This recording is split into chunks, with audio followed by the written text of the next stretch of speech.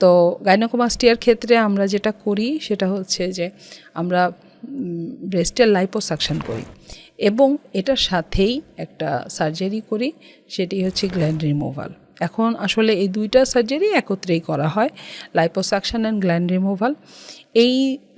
এটাও এক ধরনের এস্থেটিক সার্জারি বলতে পারেন, কিন্তু এটা কিন্তু একটা খুবই চমৎকার একটা সার্জারি, যেটা কিনা আগে আমাদের ট্রেডিশনাল ওয়েতে শুধু গ্ল্যান্ড রিমুভাল করা হতো। সেই ক্ষেত্রে মানে রক্ত জমাট বেঁধে থাকা, বড় ড্রেন দেওয়া, বড় দাগ, এগুলো হতো।